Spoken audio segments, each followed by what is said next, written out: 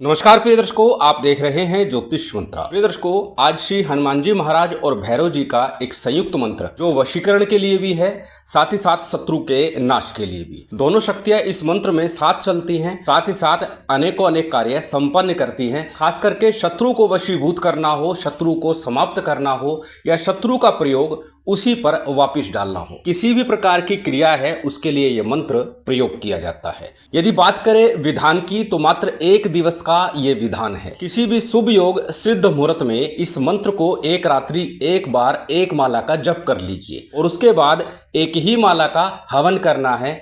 फिर उसके बाद में आप इस मंत्र के द्वारा जब भी किसी भी प्रकार से प्रयोग करेंगे, अर्जी लगाएंगे, तो वो कार्य हुआ ही समझिएगा। इस मंत्र के माध्यम से दूसरों के लिए भी आप प्रयोग कर सकते हैं, झाड़ा लगा सकते हैं, गंडा ताबीज बना के दे सकते हैं, भभूत दे सकते हैं, शत्रु निवारण के लिए, वशीकरण के लिए या फिर हारी बीमारी की समाप्ति के लिए, उन्हें ठीक करने के लिए। इतना अधिक प्रभावी ये मंत्र है। जैसे कि मैंने कहा, 2 मुख्य शक्तियां हनुमान जी और भैरव जी की शक्तियां साथ चल रही है। इसके अलावा भी अनेकों अनेक शक्तियों से संपन्न ये मंत्र है और संशय तो है ही नहीं, क्योंकि ये मंत्र अपने आप में प्रभावी है, पूर्णतः अनुभव सिद्ध है। जैसे मैंने कहा, विधान केवल 1 दिन का है, सरलतम रूप में है। कोई भी स्त्री पुरुष इस विधान को संपन्न कर सकता है बिना किसी संशय के, बिना किसी भय के। किसी प्रकार की क्लिष्टता, कठिनाई इस मंत्र प्रयोग में नहीं है और परिणाम की बात करें तो 100% प्राप्त होगा। चलिए अधिक विलंब न करते हुए जान लेते हैं किस प्रकार से इस मंत्र का विधान करना है, किस दिन करना है, कैसे करना है,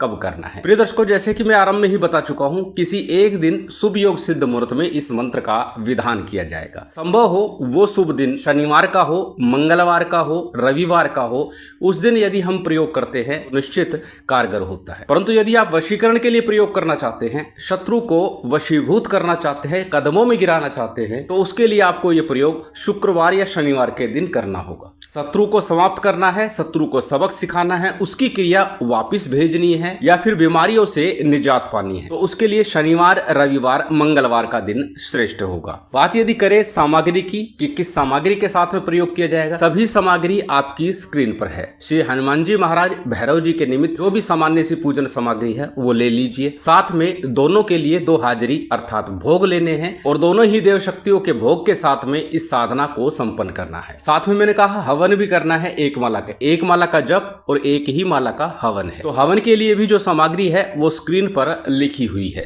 ये सामग्री लेकर के किसी भी शनिवार, रविवार, मंगलवार या फिर शुक्रवार के दिन आप इस प्रयोग को कर सकते हैं, जिस दिन सिद्ध योग मुहूर्त बन रहा हो। निकट भविष्य में गुप्त नवरात्रि का समय आ रहा है। ये 9 दिन अत्यंत श्रेष्ठ है। गुप्त नवरात्रि मूल रूप से तंत्र साधना के लिए होती है, तो इस समय अवधि में आप इस प्रयोग को संपन्न कर सकते हैं, स्वयं के लिए, दूसरों के हित के लिए, और फिर इस मंत्र का पूर्णतः लाभ ले सकते हैं। अब जानते हैं कैसे और किस प्रकार इस मंत्र को जागृत करना है, किस प्रकार इसका हवन करना है। जैसे मैंने कहा है कि शुभ योग सिद्ध मुहूर्त में जो वार बताए हैं उनमें इस प्रयोग को संपन्न करना है। रात्रि के 10 बजे के बाद अपने घर के एकांत कक्ष में, एकांत स्थान में आप उत्तर, पश्चिम अथवा दक्षिण मुख होकर के बैठ जाइए अपने कार्य के अनुसार। यदि आप बीमारी से पीड़ित है, रोग से पीड़ित है या फिर कार्य सिद्धियां नहीं हो पा रही, बार बार कार्यों में रुकावटें आती है, बाधाएं आती है, तो उत्तर मुख होना आपके लिए ज्यादा श्रेयकर होगा। यदि कार्य क्षेत्र में रुकावटें आ रही है, धन की समस्या यदा कदा लगातार बनी रहती है, तो आप पश्चिम मुख होकर के इस प्रयोग को करें तो ज्यादा उत्तम होगा। यदि आप शत्रु से पीड़ित है, शत्रु से छुटकारा पाना चाहते हैं, तो फिर दक्षिण मुख होना इस प्रयोग के लिए ज्यादा उत्तम होगा। परंतु जो साधक है, दूसरों के हित के लिए करना चाहते हैं,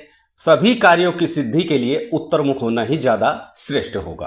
तो अपने कार्य के अनुसार दिशा का चयन करके उस दिशा में मुख करके बैठ जाइए। अपने सामने किसी चौकी पट्टे के ऊपर लाल रंग का वस्त्र बिछा लीजिए। श्री हनुमान जी महाराज का, शंकर भगवान का और भैरव जी का चित्र स्थापित कर लीजिए। शंकर भगवान के स्थान पर गुरु गोरखनाथ जी का चित्र भी स्थापित कर सकते हैं। सबसे पहले थोड़ा शुद्धि आचमन कीजिए, अपने ऊपर जल छिड़किए, सामग्री के ऊपर जल छिड़किए और उसके बाद में दीपक प्रज्वलित कर लीजिए। दीपक सरसों के तेल का, तिल तेल का या घी का कोई भी प्रयोग किया जा सकता है। यदि शत्रुकृत कार्य के लिए प्रयोग कर रहे हैं तो सरसों के तेल का दीपक जलाना ज्यादा श्रेयकर होगा। परंतु कार्य सिद्धि के लिए कर रहे हैं, धन कामना के लिए कर रहे हैं, तो तिल तेल या घी का दीपक जलाना ज्यादा श्रेयकर होगा। अब अपनी कामना के अनुसार, अपने कार्य के अनुसार दीपक प्रज्वलित कर लीजिए। दीप प्रज्वलित कर लिया, उसके बाद में आपको सबसे पहले संकल्प लेना है। दाहिने हाथ में अक्षत, पुष्प, जल इत्यादि ले लीजिए। अपना नाम बोलिए, गोत्र बोलिए, उस दिन का तिथि, वार, नक्षत्र बोलिए और उसके बाद में अपनी कामना बोलिए। किस कार्य के लिए आप ये प्रयोग कर रहे हैं? यदि जनहित के लिए कर रहे हैं तो सर्व कार्य सिद्धि हेतु आप ये प्रयोग कर रहे हैं, इस प्रकार आपको बोलना है। संकल्प के उपरांत संकल्प के लिए लिया गया अक्षत, पुष्प, जल इत्यादि इसी थाली प्लेट में अथवा दीपक के सम्मुख छोड़ दीजिए। इसके बाद हमेशा की तरह पंचदेवों का सामान्य सा पूजन विधान कर लीजिए। गणपति का, गुरु का, कुलदेव, पितृदेव, स्थान देव, इन पंचदेवों का पूजन किया। साथ ही साथ शिव शक्ति का पूजन कीजिए। हनुमान जी और भैरव जी का भी सामान्य पंचोपचार रीति से पूजन संपन्न कर लीजिए। यथाविधि जितनी सामग्री है, जो व्यवस्था है, उतने से पूजन विधान संपन्न कर लेना है। आपने पूजन संपन्न किया। इसके बाद में सर्वप्रथम गणपति मंत्र और गुरु मंत्र का यथाशक्ति ही जप कर लीजिए, पर्याप्त होगा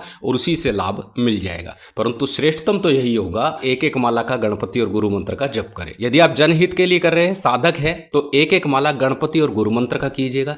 यदि आप स्वयं के लिए कर रहे हैं, परिवार के लिए कर रहे हैं, तो 11-11 बार गणपति गुरु मंत्र का जप कर लीजिए, उसी से आपका कार्य हो जाएगा। गणपति गुरु मंत्र का जप कर ले, उसके बाद आज का जो मूल मंत्र है इसका जप करना है। मंत्र भी अत्यंत सरल है, परंतु बात कर रहा हूं साबर मंत्र की, और साबर मंत्रों की चर्चा होती है तो बार बार एक बात बोलता हूं, साबर सिद्धि मंत्र का 11 बार जप साबर मंत्र के जप से पहले कर लिया जाए तो मंत्र का शीघ्र प्रभाव प्राप्त होता है। साबर सिद्धि मंत्र आपकी स्क्रीन पर है, इसका 11 बार जप करेंगे तो उत्तम होगा। साबर सिद्धि मंत्र का जप करने के बाद आज का जो मूल मंत्र है, एक माला का इसका जप करना है। परंतु जप से पूर्व मंत्र को पहले अच्छे से कंठस्थ कर लेना, याद कर लेना, क्योंकि मंत्र को देख देख कर जब हम जप करते हैं तो मंत्र में त्रुटि होने की संभावनाएं ज्यादा रहती है और साथ ही साथ समय भी बहुत अधिक लग जाती है। इसलिए मंत्र को पहले अच्छे से कंठस्थ कर लीजिए ताकि किसी प्रकार की त्रुटि भूल होने की संभावनाएं न रहे। मंत्र अत्यंत सरल है, आपकी स्क्रीन पर है, स्क्रीनशॉट ले सकते हैं, किसी कॉपी नोटबुक में नोट कर सकते हैं। मंत्र को एक बार बोल करके बता देता हूं। मंत्र इस प्रकार है। हाथ बसे हनुमान,